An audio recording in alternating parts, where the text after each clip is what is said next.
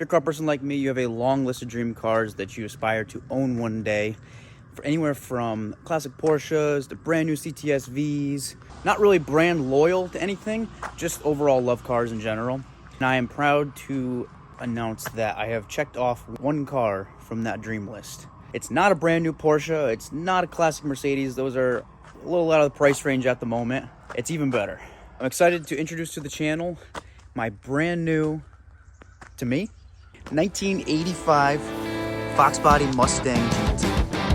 I love to bring it up whenever I am walking anywhere. Their faces staring blank, they pass me by. The lives of others spending intertwined tonight.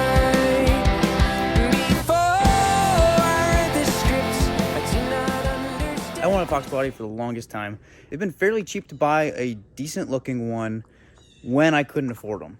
My time has come and I can afford them, but the prices have skyrocketed just like everything else in all their used cars or classic cars. Now this car is not a cream puff. It needs a ton of work. I know that, but I got a really good deal.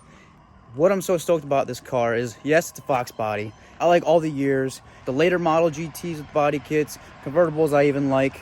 But I was very specific on what I wanted. I wanted either an 85 or an 86 GT with T-tops, and it had to be white with the black trim. And while this one needs a ton of work, it has great bones and it's a great starting point for something that I can tinker with and make my own. It's been raced before, it's got a cage, and it's got a fuel cell that somebody put into it.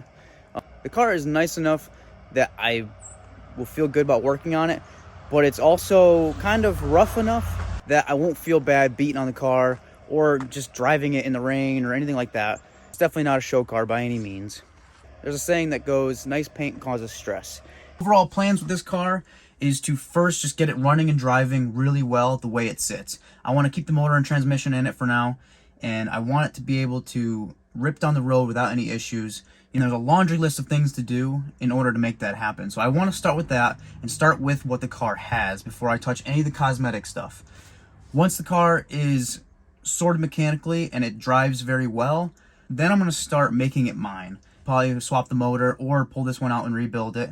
I want to clean up the interior, get new seats, clean up this really messy gauge setup, which is a block of wood. So my overall goal with the car is I want it to handle really well. I don't want the engine to outperform the chassis. I want to be able to corner in this car. I want to be able to take it to an autocross track and be able to beat the snot on it and have it be reliable. It's got Weld racing wheels on it right now, set up for like a drag strip. I'm going to take those off and put something with a little more contact patch on the front and rear. Redo all the suspension. I hope you guys are excited to see content on this car. Like I said, this is a dream car, checked off the list for sure. I am super excited to start diving into it, tinkering with it, and making it mine overall. Stay tuned for more videos. I'll leave you with a couple beauty shots.